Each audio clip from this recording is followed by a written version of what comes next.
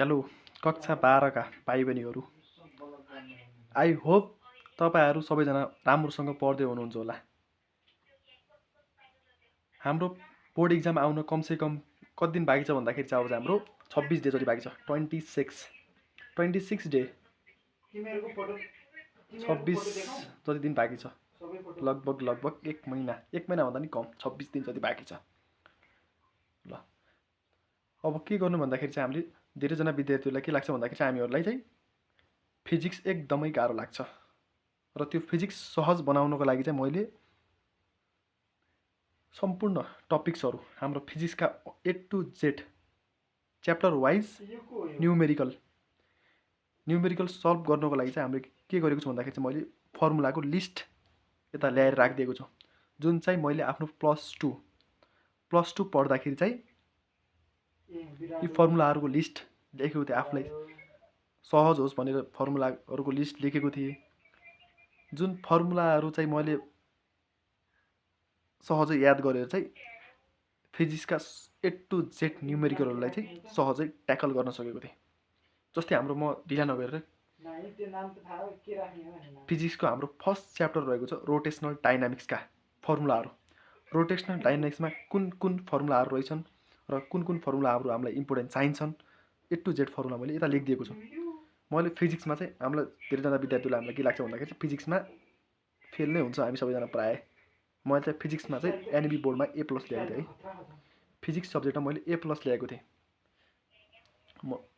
तिमीहरूलाई सजिलो होस् भनेर चाहिँ मैले चाहिँ A to Z फिजिक्सको न्युमेरिकल भन्दाखेरि हाम्रो चाहिँ फर्मुलाहरूको लिस्ट लेखिदिएँ। जस्तै हाम्रो फर्स्ट च्याप्टर रहेको छ हाम्रो रोटेसनल डाइनामिक्स। रोटेसनल डाइनामिक्समा B = R omega, velocity = R omega भन्दाखेरि चाहिँ R भनेको चाहिँ हाम्रो के हो भन्दाखेरि चाहिँ R भनेको चाहिँ हाम्रो एम्प्लिट्युड, ओमेगा भनेको एङ्गुलर भेलोसिटी भयो कि नै। अनि भेलोसिटी = R ओमेगा हुन्छ। अनि हाम्रो के हुन्छ भन्दाखेरि यो चाहिँ एक्सेलरेसन = R अल्फा हुन्छ। थीटा = L/R हुन्छ। यो रोटेसनल डाइनामिक्समा हामीले पाउँछौँ मजाले। मैले सबै डिस्कस यता सबै भन्नुपर्ने केही छैन, सबैजनाले पढेको नै होला। मैले चाहिँ केही सहज होस् भनेर चाहिँ फर्मुलाको लिस्ट यता राखिदिएको छु। जस्तै के हुन्छ टाइम T = 2π/ओमेगा हुन्छ कि हाम्रो हुन्छ। अनि फ्रिक्वेन्सी हामीले टाइमलाई फ्रिक्वेन्सीको टर्ममा लेख्ने हो भने के हुन्छ भन्दाखेरि टाइम चाहिँ हाम्रो फ्रिक्वेन्सीको रेसिप्रोकल हुन्छ। अनि त्यही अनुसार मैले चाहिँ F = 1/T लेखिदिएको छु फ्रिक्वेन्सीको यता टर्ममा। अनि अर्को हाम्रो के छ फ्रिक्वेन्सी = ओमेगा/2π पनि हुन्छ। ओमेगा = 2πf हुन्छ हाम्रो। यति नै लेखेको छु, यति नै फर्मुला छ। ओमेगा = 2πf, फ्रिक्वेन्सी = ओमेगा/2π पनि हुन्छ कि हुन्छ मजाले हुन्छ। अनि थीटा = ओमेगा/T, थीटा = ओमेगा/T हुन्छ भने यति पनि आउनुपर्छ। यो चाहिँ हाम्रो एङ्गुलर मोसनमा भइहाल्यो। अनि हाम्रो चाहिँ ट्रान्सलेसन मोसन बस हाम्रो v = u + at भन्ने चाहिँ हाम्रो ट्रान्सलेसन मोसन हुन्छ भन्दाखेरि चाहिँ हाम्रो एङ्गुलर मोसनमा के हुन्छ भन्दाखेरि चाहिँ omega = omega naught plus alpha T. हाम्रो ओमेगा भने चाहिँ हाम्रो के हुन्छ फाइनल एङ्गुलर भेलोसिटी, अनि ओमेगा नट भने चाहिँ हाम्रो के हुन्छ भन्दाखेरि इनिसियल एङ्गुलर भेलोसिटी हुन्छ कि हुन्छ मजाले। अनि यी फर्मुलाहरू याद गर्नुपर्छ है न्युमेरिकल सल्भ गर्नको लागि। थीटा = ओमेगा/T + 1/2 अल्फा टी स्क्वायर हुन्छ। अनि omega square minus omega naught square = 2 alpha theta हुन्छ। यो फर्मुला हामीले याद गर्नुपर्छ। जस्तै हाम्रो अर्को के हुन्छ भने मुभमेन्ट अफ इनर्सियाबाट एउटा क्वेसनहरू आउँछन् कि मुभमेन्ट अफ इनर्सिया = के हुन्छ भने मास इन्टु रेडियसको स्क्वायर mr², I = mr² हुन्छ। Movement of inertia = mr², mass into रेडियसको square. Movement of inertia of centre of rod, दुईवटा रड हुन्छ कि एउटा यो रड भइहाल्यो। यो रडको सेन्टरको मुभमेन्ट अफ एउटा रडको सेन्टरबाट एउटा सेन्टरको मुभमेन्ट अफ रडको एउटा सेन्टरको मुभमेन्ट अफ इनर्सिया कति हुन्छ, एउटा रडको सेन्टरको मुभमेन्ट अफ रेडियस कति हुन्छ भनेदेखि ml²/12 हुन्छ हाम्रो। ml²/12 हुन्छ। अर्को चाहिँ हाम्रो के हुन्छ ए रडलाई मैले इन्डबाट इन्डको यो मुभमेन्ट अफ इनर्सिया कति हुन्छ भन्दाखेरि चाहिँ ml²/3 हुन्छ। ल यति नै मजाले भन्न सक्छु, यति मजाले भन्न सक्छु। जस्तै हाम्रो अर्को के हुन्छ भन्दाखेरि रोटेसनल डाइनामिक्सको अर्को इम्पोर्टेन्ट फर्मुला भनेको के हुन्छ भने रेडियस अफ गाइरेसन। हाम्रो चाहिँ यो के भन्दाखेरि रेडियस अफ गाइरेसन I = mk² पनि हुन्छ कि आई इजिकल टु हाम्रो के हुन्छ भन्दाखेरि चाहिँ एमके स्क्वायर हुन्छ। अनि के equal to root under I by M. यहाँबाट क्वेसनहरू आई हुन्छ है, प्रायः क्वेसन यहाँबाट क्वेसनहरू आइरहेको छ। डिटेल्स अफ गाइरेसनबाट न्युमेरिकल क्वेसनहरू आउँछन्। यो फर्मुला इम्पोर्टेन्ट छ है, एकदमै इम्पोर्टेन्ट छ यो फर्मुला। अनि अब अर्को के छ भन्दाखेरि चाहिँ हाम्रो एङ्गुलर मोमेन्टम। एङ्गुलर मोमेन्टम हाम्रो के हुन्छ भन्दाखेरि हाम्रो चाहिँ angular momentum equal to L. हामी एङ्गुलर मोमेन्टममा एलले डिनोट गर्छौँ। Angular momentum R vector into P vector. र हाम्रो यो हाम्रो ट्रान्सलेसन मोसनमा आयो। र हाम्रो चाहिँ यो हाम्रो यो के भन्छ रोटेसनल मोसनमा के हुन्छ L equal to I omega हुन्छ। Moment of inertia into angular velocity हुन्छ कि हुन्छ मजाले।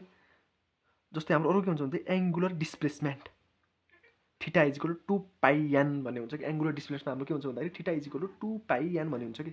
एङ्गुलर डिस्प्लेसमेन्ट हाम्रो के हुन्छ भन्दाखेरि theta equal to 2 pi an हुन्छ। अनि हाम्रो के हुन्छ भन्दाखेरि टर्क, अर्को टाउ टर्क इजिकल टु के हुन्छ भन्दाखेरि R into F. R vector cross F vector हुन्छ। Tau equal to RF sine theta भन्ने हुन्छ कि। Tau equal to RF sine theta. मैले सबै भनेर साथ दिनु छैन, म सरसरी भनिदिन्छु कि। Tau equal to I alpha पनि हुन्छ एउटा। Tau equal to RF sine theta पनि हुन्छ। अर्को हाम्रो के हुन्छ भन्दाखेरि चाहिँ टाउ इजिकल टु आई अल्फा पनि हुन्छ। एकदमै न्युमेरिकल। अर्को हाम्रो के छ एकदमै न्युमेरिकल सुन्ने कन्जर्भेसन अफ एङ्गुलर मोमेन्टमबाट चाहिँ हाम्रो यहीबाट चाहिँ कन्जर्भेसन्स अफ एङ्गुलर मोमेन्टमबाट चाहिँ हाम्रो एकदमै न्युमेरिकल सोधिरहेको हुन्छ कि। एकदमै न्युमेरिकल सोधिरहेको हुन्छ कि। एउटा के सोधिरहेको हुन्छ कि एङ्गुल एउटा एकदम सोध्छ। Conservation of angular momentum equal to I omega equal to constant हुन्छ हाम्रो। I omega equal to constant हुन्छ। अनि हामीले यसलाई के लेख्नुपर्छ भन्दाखेरि I1 omega 1 equal to I2 omega 2 भनेर यसो लेख्छ। I1 omega 1 equal to I2 omega 2। ल कन्जर्भेसन अफ एङ्गुलर मोमेन्टम यो हो कि। योबाट हामीले निष्कर्ष के निकाल्छौँ भन्दाखेरि moment of inertia is inversely proportional to the angular velocity. Moment of inertia is inversely proportional to the angular velocity. के हुन्छ भन्दाखेरि चाहिँ यसले यति बुझ्नुपर्छ भाइ। क्वेसनहरू आउँछ यताबाट।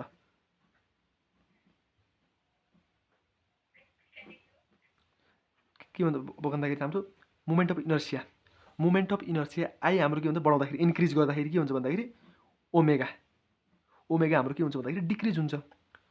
ओमेगा डिक्रिज भयो भने हाम्रो के हुन्छ टाइम पिरियड इन्क्रिज हुन्छ। ओमेगा इजिकल टु 2 पाइ एफ हो कि नै हो मजाले हो कि ओमेगा इजिकल टु 2 पाइ एफ हो। ओमेगा इजिकल टु 2 पाइ एफ हो भन्दाखेरि हाम्रो टाइम पिरियडको के छ भन्दाखेरि टी इजिकल टु 2 पाइ बाई ओमेगा पनि हुन्छ। टी इजिकल टु 2 पाइ बाई ओमेगा हुन्छ।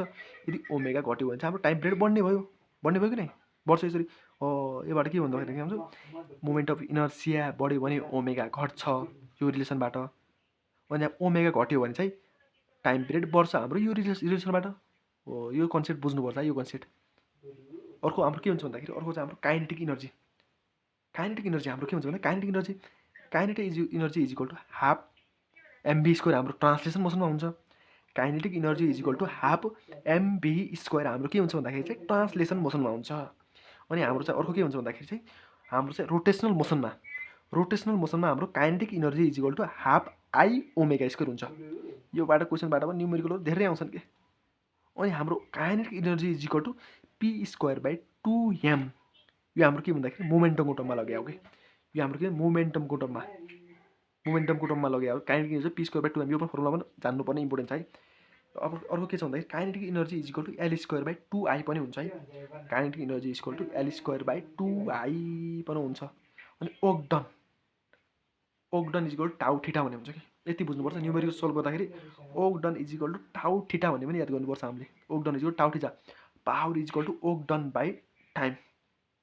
Power equal work done by time पनि गर्न मिल्यो। अनि हामीले के गर्नुपर्छ ओगडनको ठाउँमा टाउ थीटा लेख्न मिल्यो कि नै मजाले मिल्छ। ओगडनको ठाउँमा हामीले टाउ थीटा लेख्न मिल्छ कि मजाले लेख्न मिल्छ मजाले। Tau omega by T. Power equal to tau omega भन्ने पनि यति लेख्नुपर्छ। यो न्युमेरिकलको लागि एकदमै इम्पोर्टेन्ट छ कि। यहाँबाट एउटा न्युमेरिकल फिक्स आउँछ। यति हामीले जानिसक्यो भने एउटा न्युमेरिकल फिक्स आउँछ। अर्को चाहिँ हाम्रो के भन्दाखेरि चाहिँ